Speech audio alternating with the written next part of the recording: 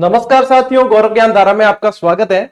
School व्याख्याता के विद्यार्थियों को, चाहे आप कह दो वरिष्ठ अध्यापक के विद्यार्थियों को, मैं राजस्थान जी के यूं समझो कि इतिहास, कला, संस्कृति, भारतीय इतिहास भी लगभग अपन ने पूरा पढ़ लिया है। रही है अपने राजस्थान की ज्योग्राफी, उसको भी बढ़िया तरीके से पढ़ेंगे।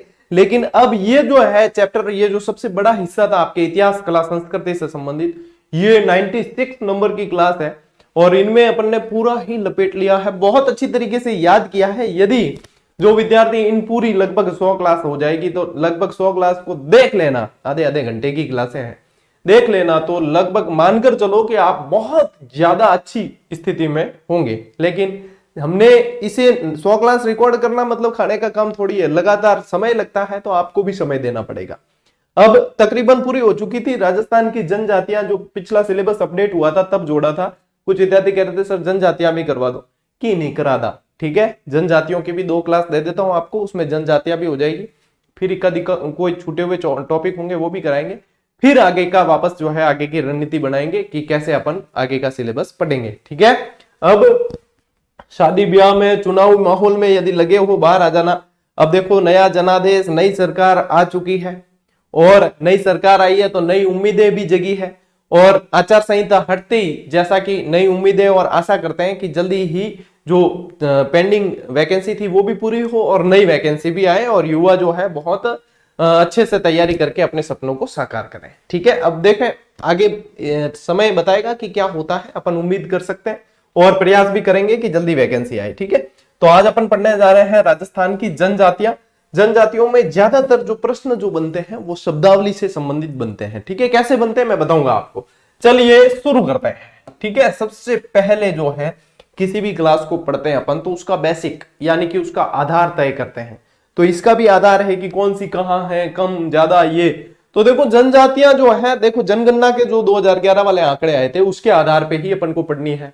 तो नए जिले जो बने हैं उसमें अपन जैसे कि उदयपुर से टूटकर सलूमर बना, तो यहाँ पे उदयपुर पढ़ेंगे, वहां सलूमर अपन को ध्यान रखना है। लेकिन जनजातियों के जैसे नई जनगणना के अंदर आंकड़े नहीं आते तब तक कम ज्यादा में वही याद रखना है, क्योंकि नए आंकड़े आए नहीं तो एग्जामिनर पूछेगा कहां से। तो यहाँ पे कंफ्यूजन बिल्कुल ही नहीं होना चाहिए। चलिए शुरू करते हैं। आइए, राजस्थान में पाई जाने वाली प्रमुख जनजातियां। अब देखो थाने भी ध्यान है कि आप जनजातियां की है, भील, गरासिया, मीणा, डामोर, कथोड़ी, सांसी, ए सारी जनजातियां अपन ध्यान है और अपन पढ़नी है। तो ये व्यवस्थित तरीके से पढ़ेंगे, जिसमें सबसे बड़ी जो जनजातियां अपन को पढ़नी है, जिसमें से ज्यादा सवाल बनते हैं, वो मीणा, भील, गरासिया, ठीक है। ये सबसे ज्यादा सवाल बनने वाले हैं, अपन पूरा ही बहुत अच्छी तरीके से अध्ययन करने वाले हैं। तो यहां पे ये तो ध्यान रखना ही है। राजस्थान की जनसंख्या में जनजाति का प्रतिशत कितना है, तो देखो 1 ध्यान रखना, 2 को मत ध्यान रखना, 3 ध्यान रखना, 4 दूनी 8, क्योंकि 2 को मिस गया है ना वो गुणा करने के लिए। तो क्या ध्यान रखोगे, 1, 2 को नहीं ध्यान रखना, 3, फिर ध्यान रखना है 4 और 4 दूनी 8 और बीच में लगा देना पॉइंट, ठीक है। तो 13.48% जो है जनजातियों का प्रतिशत है। रटना तो है ही नहीं, डायरेक्ट याद, ठीक है, ओके। जनजाति जनसंख्या के आधार पर राजस्थान का कौन सा स्थान है देश में, यदि पूछे तो देश में है 6ठा स्थान। कई जगह आपको 4था पढ़ने को मिलेगा, लेकिन हम भी क्या है अपने रिसोर्सेज देखते हैं, सारे देखते हैं आंकड़े, तो इसमें जो है 6ठा स्थान है, ठीक है। चलिए, राजस्थान में सर्वाधिक जनसंख्या किसकी, जनजाति की, ठीक है, जिन्हें मूल निवासी भाई बहन कहा जाता है, ठीक है। अभिवादन किस नाम से करते हैं, जय जोहार। अपन ने भी देखो आदिवासी दिवस के दिन क्लास दी थी तो बताया था आपको सारी कौन सी ट्राइब्स यहाँ पे कहां पे रहती है, सारी चीजें। इनके बिना संस्कृति अधूरी है, सीधी बात आ है, ठीक है। तो उदयपुर में जनसंख्या की दृष्टि से देखो तो सबसे ज्यादा है और दूसरे नंबर पे बांसवाड़ा है, लेकिन प्रतिशत की दृष्टि से जाओगे तो बांसवाड़ा पहले नंबर पे आ जाएगा, ठीक है। तो उदयपुर और बांसवाड़ा।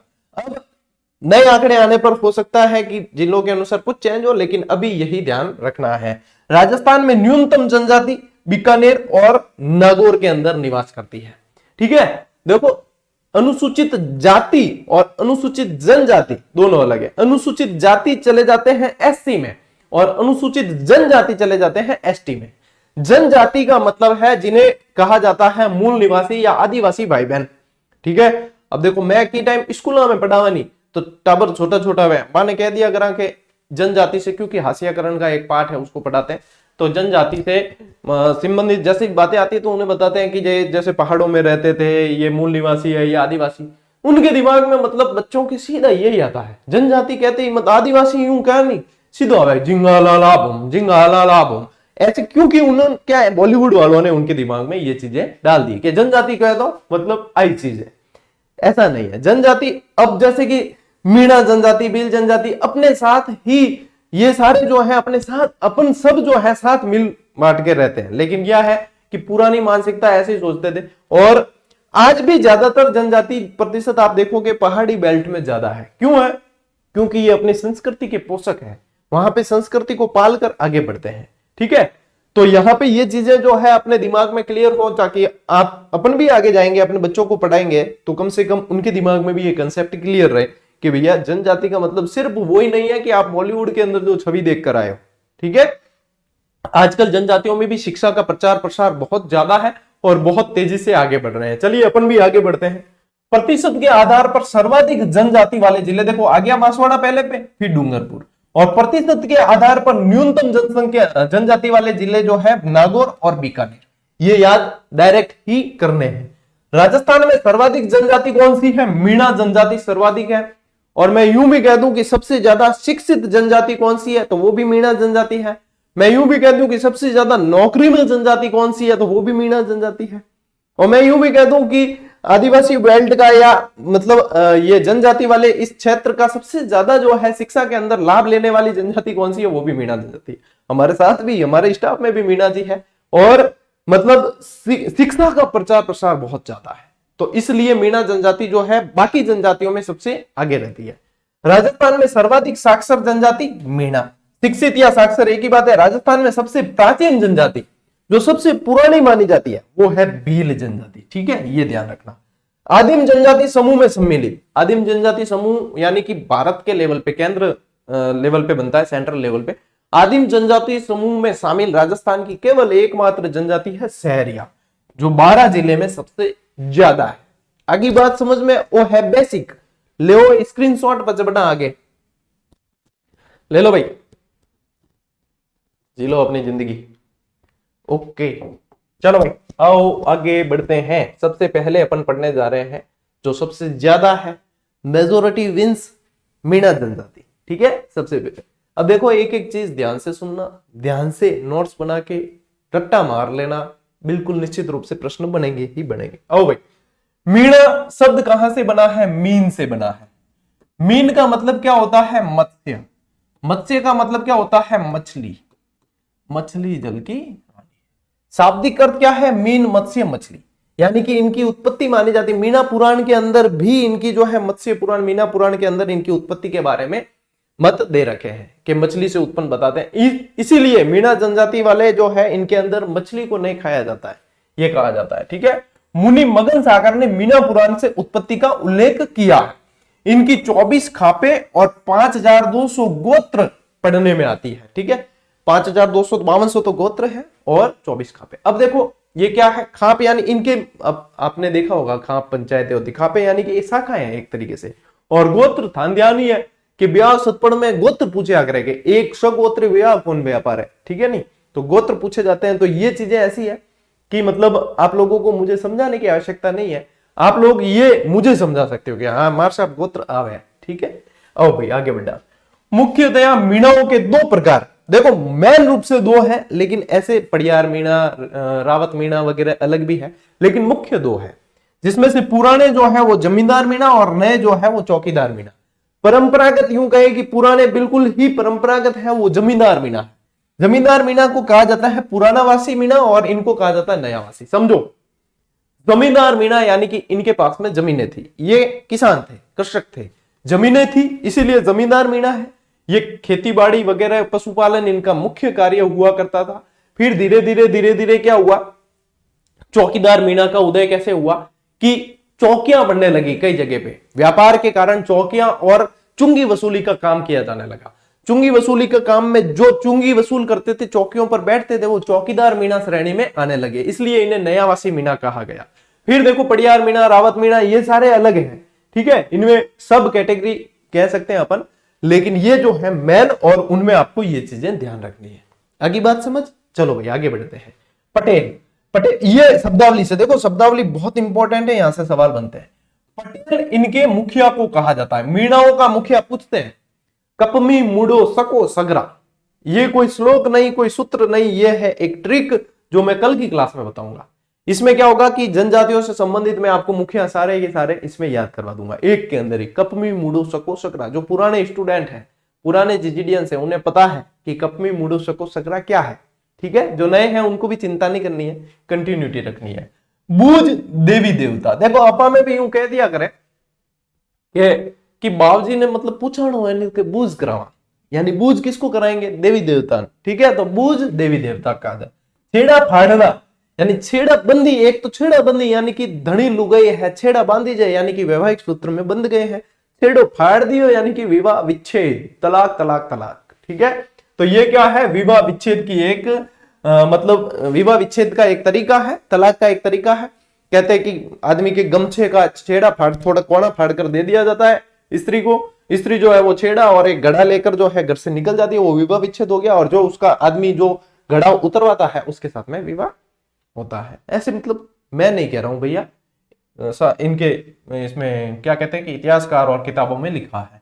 नाता प्रथा, नाता प्रथा यानी देखो विवाह विच्छेद की बाद में नाता प्रथा जो है, नात्रो कह दिया करे दिन, पुनर्विवाह का एक रूप है नाता प्रथा, ठीक है। जिसमें नाता प्रथा में क्या होता है, फेरे वगैरह नहीं होते, वो स्त्री जो है उसे जो भी पुरुष अपनाता है उसे अपना पति मानकर उनके साथ में जो है पूरी जिंदगी बिताती है। झगड़ा राशि, अध्ययन करावे झगड़ा राशि। झगड़ा राशि क्या है, देखो महिला का जो है पुराने पति से विवाह विच्छेद हो गया, नए पति के साथ में रह रही है, नया पति जो है पुराने पति को कुछ राशि देगा, उसे कहा जाता है झगड़ा राशि। देखो महिला का नए पति के साथ रहने पर पहले वाले पति को दी जाने वाली मुआवजा राशि है, ठीक है। ये राशि कौन देता है, नया पति देता है, क्योंकि स्त्री किसके साथ रह रही है, नए पति के साथ। तो पुराने पति को दी जाने वाली राशि जो है वो झगड़ा राशि कहलाती है। गौतम जी इनके आराध्य देवता है। इनकी मतलब कसम खाके तो ये कभी झूठ नहीं बोल सकते, इनकी कसम दे दी तो ये मतलब सारे अच्छे कार्य मतलब करने से पहले या शपथ कोई लेनी है तो इनकी ली जाती है। इनके मेले जो है गौतम जी के दो जगह बढ़ते हैं, एक तो प्रतापगढ़ अरनोद के अंदर, एक सिरोही पोसालिया के अंदर, ठीक है। जीण माता इनकी आराध्य देवी है। और 84 जो है इनकी बड़ी पंचायत, यदि कोई बड़ी पंचायत बुलाए 84 गांवों की, यूं कहते हैं कि 84 गांवों की पंचायत बुलाओ तो इसे कहा जाता है 84। अगली बात समझ में, स्क्रीनशॉट ले लो, बढ़िया। चलो भाई, और ये जो है देखो इसमें रटने जैसा कुछ भी नहीं है, ये पढ़ोगे ना याद हो जाएगा। अब बढ़ते हैं अपन, अब तो पढ़ी, अभी तो पढ़ ली अपन ने, क्या डेर है, अभी तो पढ़ ली अपन ने सबसे ज्यादा साक्षर और सबसे ज्यादा संख्या वाली जनजाति। अब पढ़ते हैं सबसे प्राचीन, सबसे पुरानी जनजाति, ठीक है कि भील। इनका मतलब यूं कहते हैं, बील शब्द से इनकी शाब्दिक उत्पत्ति जो है बील शब्द से मानी जाती है। और इस बील शब्द का मतलब होता है धनुष बाण। धनुष बाण यानी कि धनुष बाण तीर कमान चलाने वाली जो जनजाति थी वो बील शब्द से उत्पत्ति हुई, फिर भील कहा गया और भील जनजाति बन पड़ते हैं। महाराणा प्रताप की सेना में सबसे देखो पुंजा, भील वगैरह, इनके सहयोग के बिना जो है महाराणा प्रताप क्या पता हल्दी घाटी भी शायद नहीं जीत पाते। इनके सहयोग के बिना इतिहास अधूरा है। तो ये भील जनजाति है।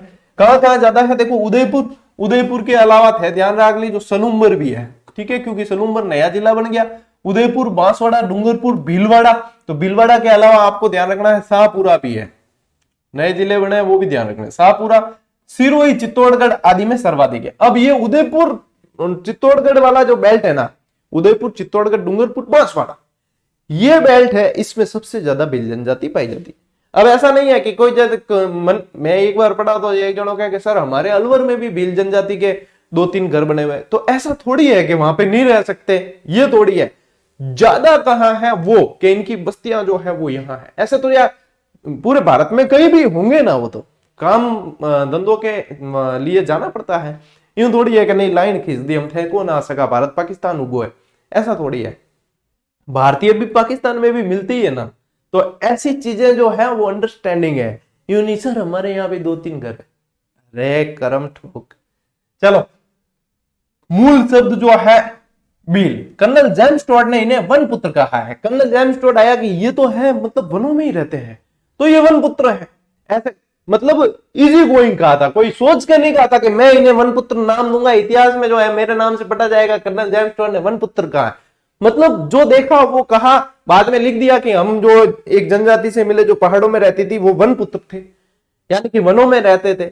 Easy going, easy going. आपको भी याद कैसे करना, easy going, take it easy, take it easy. Okay. आराध्य देवता ऋषभ देव, जिन्हें दुलेव जी के नाम से भी जाना जाता है। दुलेव में इनका मंदिर है और इन्हें केसरिया जी के नाम से भी जाना जाता है, केसर चढ़ती है इसलिए केसरिया जी। काला जी के नाम से भी जाना जाता है, काली मूर्ति है इसलिए काला जी। देवताओं में पढ़ेंगे। और कुल देवता टोटम, ठीक है, टोटम जी या टोटम। मुखिया इनका गमेती या पालवी, इनकी जो बड़ी बस्ती होती है वो पाल कहलाती है, वहां का मुखिया पालवी। और वैसे पूरे जो समूह है उसमें बिलों का जो मुखिया होता है वो गमेती कहलाता है। अगली बात समझ। ओके। कु या टापरा दोनों पूछे जा सकते हैं, कु या टापरा, टापरी भी कह दिया करें, ठीक है, टापरा या टापरी, ये इनका घर है, झोंपड़ी है, ठीक है, क्या है, घर या झोंपड़ी, ठीक है, धोरे माते झोंपड़ी रहे। खोइतु, खोइतु क्या है, कमर में पहनने वाली लंगोटी है। कमर में पहनने वाली लंगोटी मतलब कि धोती नहीं कह सकते आप इसको, ठीक है, लंगोट जैसी है खोइतु। कछाऊ भील स्त्रियों के घुटने तक पहनने जाने वाला घाघरा, छोटी घघरी कह सकते हो, ठीक है। ढेपाड़ा, ढेपाड़ा जहां आ जाए वहां ध्यान रखना कि तंग धोती है, ठीक है, थोड़ी टाइट रहती है। पुरुषों द्वारा पहने जाने वाली तंग धोती ढेपाड़ा कहलाती है। पोत्यो, पोत्यो कट पहरी जाए माथे माथे, ठीक है। खपटा, साफा, पोत्यो, ऐ सारी चीजें देखो, नीचे धोतियो ऊपर पोत्यो, यूं याद रखी जाए, ठीक है। तो पोतिया कहा माना जाता है सिर पर पहने जाने वाला साफा, मतलब साफो है, बिलों के अंदर पहने जाने वाला साफा पोतिया कहलाता है। फेंटा, फेंटा भी क्या है, एक तरह का साफा ही है, लाल पीला केसरिया साफा होता है वो फेंटा। सीरिया, सिंदूरी वस्त्र को सीरिया कहा जाता है, और पीरिया यानी कि पीला वस्त्र। देखो सिंदूरी, सिंदूरी है वो सीरिया और पीला है वो पीरिया। अब पीरिया कब पहनते, विवाह में दुल्हन के द्वारा पहने जाने वाला वस्त्र है, पीले रंग का होता है, इसे कहा जाता है पीरिया। लो स्क्रीनशॉट लो, चलो भाई फटाफट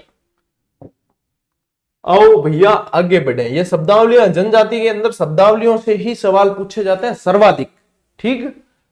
परिजनी, परिजनी क्या है, स्त्रियों द्वारा पैरों में पहने जाने वाली पीतल की चूड़ियां, चूड़ियां तो क्या कड़े कह सकते हो, पीतल के कड़े कह सकते हो आप, ठीक है, कड़े कडूले भी कह देते हैं, मतलब पीतल की चूड़ियां। अब देखो परिजनी, परिजनी से परिजनी ध्यान रख सकते हो आप कि अपने देखो आभूषण पढ़े थे, पैंजनिया पढ़ा था ना, ठुमक चलत रामचंद्र, तो वहां पे परिजनी, इससे आप समझ जाओगे कि हाँ पैरों में पहने जाने वाला। महुआ, महुआ तो पवित्र वृक्ष है, लेकिन महुए से बनाई जाने वाली देसी शराब होती है उसे कहा जाता है मावड़ी, और मावड़ी के ये बड़े शौकीन होते हैं, ठीक है। महुए से ही बनती है शराब देसी, हालांकि ये देसी शराब जो है बहुत हानिकारक भी सिद्ध होती है इनके लिए, कई बार जहरीली हो जाती है, देसी शराब सबसे ज्यादा जहरीली हो जाती है। और अपन आए दिन अखबारों में पढ़ते हैं कि जहरीली शराब पीने से इतने व्यक्ति जो है काल ग्रसित हुए। तो जो भी इस जनजाति के भाई बहन देख रहे हैं तो आपको ये जागरूकता तो फैलानी ही है अपने समाज में कि जहरीली शराब का सेवन नहीं किया जाए, ठीक है, जहरीली क्या शराब का सेवन ही नहीं किया जाए। नहीं पता कह दो कि गुरुजी ने मना किया है कि देसी शराब जहरीली का सेवन नहीं किया जाए, लो इंग्लिश लो भाई, या नहीं है, शराब का सेवन ही नहीं किया जाए, ठीक है, सभी के लिए है ये तो ठीक है, नहीं उन्हों ले लो थे कि आज से देसी बंद, कि एक साइड तो राजी होगा कि लाओ इंग्लिश एडो नहीं करना है, ठीक है। दापा, दापा क्या है, वधु मूल्य है, एक तरीके से यूं समझ सकते हो कि खरीद फरोख्त, यानी कि मूल्य देकर जो है वधु से शादी करनी है वो वधु मूल्य है दापा। हाथी वेड़ो, हाथी वेड़ो एक विवाह की प्रथा है, विवाह का ही एक रूप है जिसे हाथी वेड़ो कहा गया। भराड़ी विवाह की देवी को कहा गया है, ठीक है। फायरे, फायरे इनका रणघोष है, युद्ध करते समय रणघोष है इनका फायरे फायरे, ठीक है। काट्या इनका मृत्यु भोज, काट्या या काट्या, देखो काट्या भी कह दिया जाता है, काट्या या कई जगह काट्या डबल, काट्या भी कह देते हैं, मृत्यु भोज है एक तरीका, ठीक है। देखो पाडा कहने से यूं बताते जनजातियों के अंदर, भीलों के अंदर पाडा कहने से खुश होते हैं और कांडी कहने से गुस्सा होते हैं, नाराज हो जाते हैं, ठीक है। नृत्य इनके हाथीमणा, नेजा, गौरी, गैर, युद्ध, घुमरा और नृत्य में पढ़ा चुका हूं आप लोगों को। अब प्रमुख ढोल जो स्पेशली तो यदि आप देखो तो बिलों के अंदर, लेकिन जनजातियों के अंदर ही, क्योंकि देखो जंगलों में पहाड़ों में रहते हैं, एक घर यहाँ है, एक वहां आगे होगा, एक उधर होगा, तो एकत्रित कैसे करें। अब यहाँ पे संसाधन भी कम होते हैं। अब तो सबके पास में मोबाइल है, अब तो क्या मोबाइल पे ही, अब तो इनके ग्रुप भी बने हुए हैं सभी के अंदर।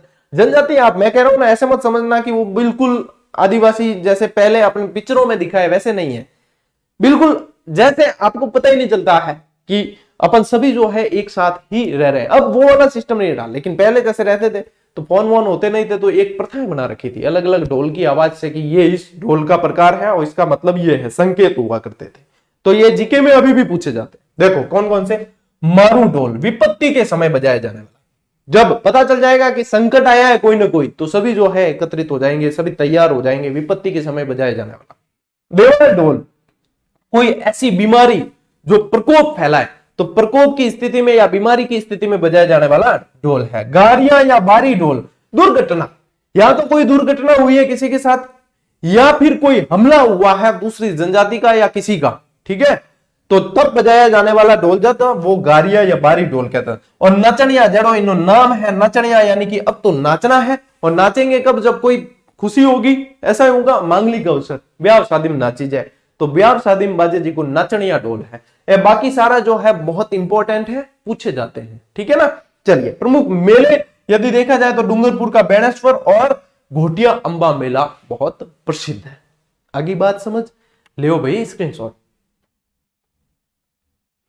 ले लो ले लो ले लो। ओके, इसी के साथ अपनी ये क्लास पूरी हुई। और बता दूं आप लोगों की जानकारी के लिए कि जिला दर्शन, ये वाली जो आपको दिख रही नवीनतम जिला दर्शन, ठीक है, इसके अंदर आज और कल 20% ऑफ है, ठीक है, 20% ऑफ दिया गया है। हालांकि कॉलेज व्याख्याता के विद्यार्थी बहुत ज्यादा डिमांड कर रहे थे इसलिए दिया, लेकिन ऐसी जिला दर्शन है जो सभी के लिए इंपॉर्टेंट।